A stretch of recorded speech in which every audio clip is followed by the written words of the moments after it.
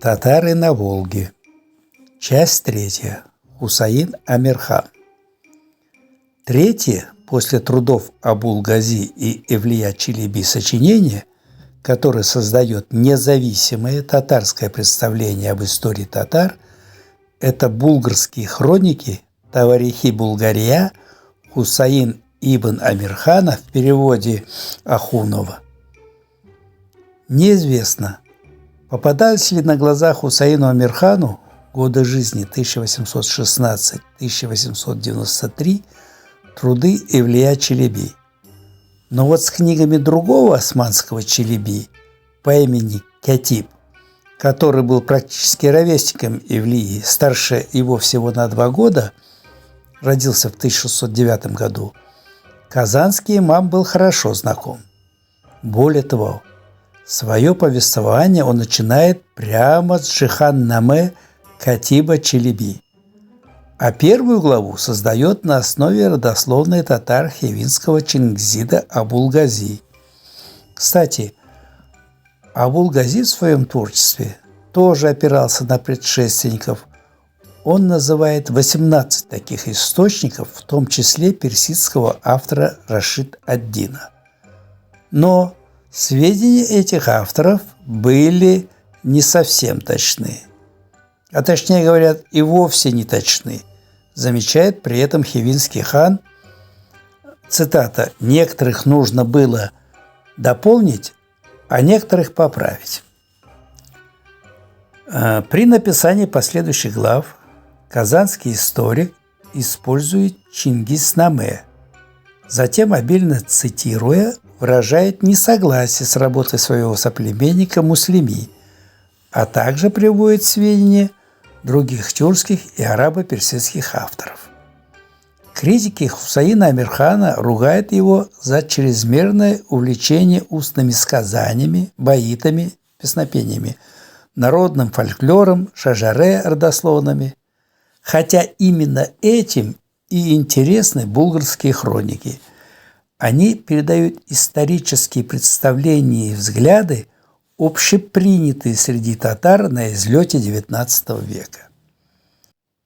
Приведем цитату историка Булата Хамидуллина.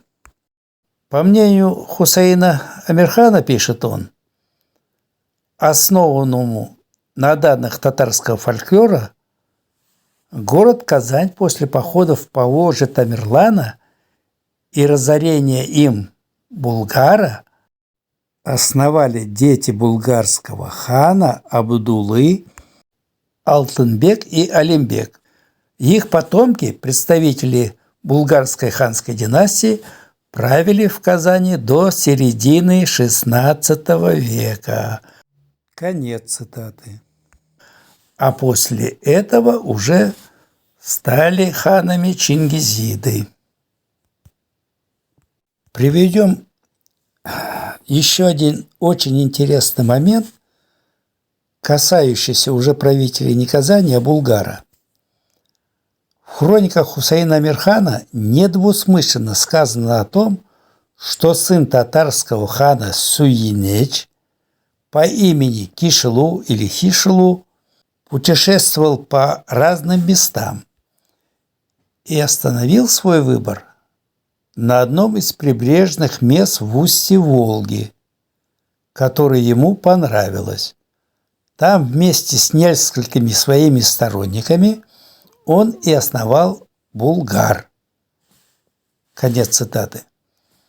То есть в булгарских хрониках Хусаина Амирхана черным по белому написано, что Булгар основали потомки татар-хана. Коли это так, то жителей Булгара смело можно называть татарами.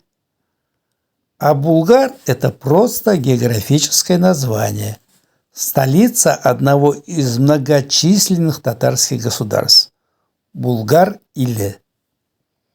Да, Хусаин Амирхан часто использовал название «булгары». Но в каком значении? Вряд ли в качестве устоявшего этнонима, а скорее для обозначения исторического названия древнего Булгара, причем населения мусульманского. При этом, описывая современные ему события, казанский имам называл булгар казанцами и татарами.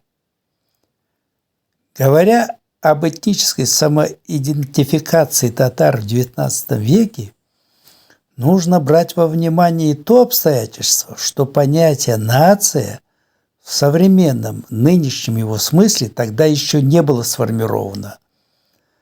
За его создание в форме татары выступали в Казани Марджани, Бахчисарае Гаспралы и другие активисты, мечтавшие об объединении всех тюркских народов России, и не только России, в единую мощную татарскую нацию.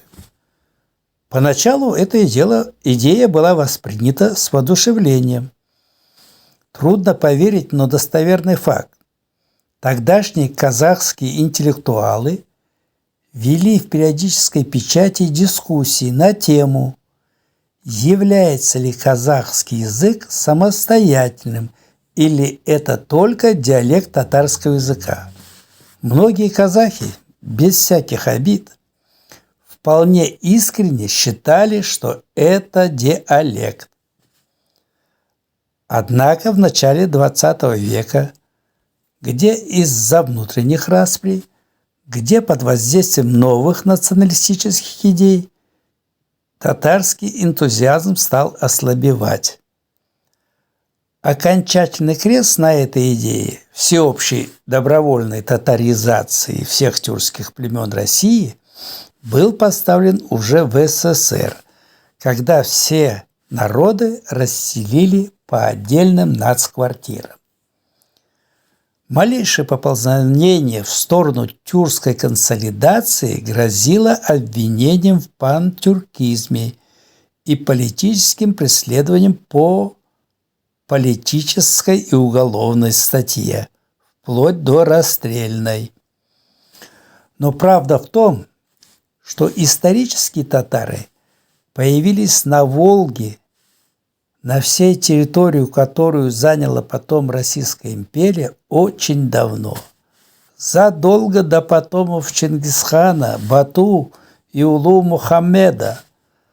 Однако этих потомков хана Татара, основавших булгарский юрт, историки, в том числе и тюркско-татарские, стали маркировать булгарами по географическому признаку, по названию города и одноименной реки Булгар. Хотя, наверное, правильнее было бы назвать их старыми татарами, в отличие от новых татар, пришедших на Волгу, на Итиль, с ханом Бату и позднее с Улу Мухаммедом, с именем которого связана история уже не булгарского, а казанского ханства.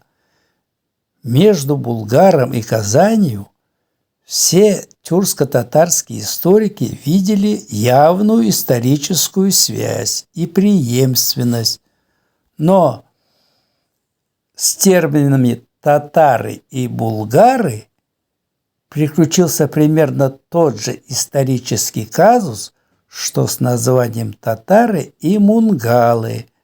Их стали разделять и противопоставлять друг другу, хотя все они были татарами, и мунгалы, и булгары.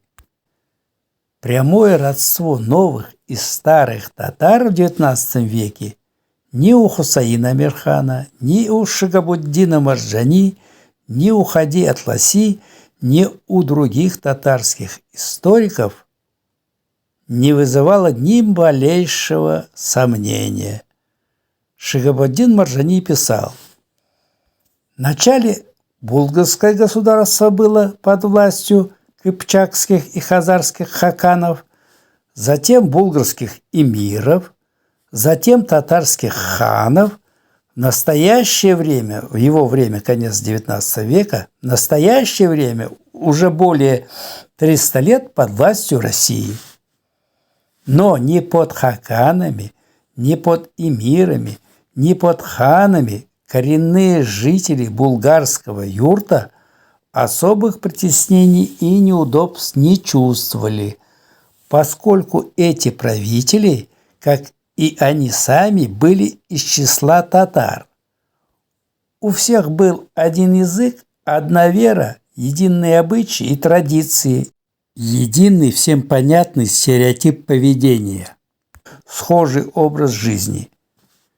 Неудобства и притеснения начались гораздо позже, когда татары попали под власть сначала московских князей, но они тоже были наполовину чингизиды, и тогда такого притеснения еще не чувствовалось. А особенно это притеснение началось при романо-германских царей. Вот когда все кардинально поменялось, и стали чужими и вера, и язык, и обычаи. И по традиции в завершении этой главы конспекты из источника. Но это уже в следующем видеоролике.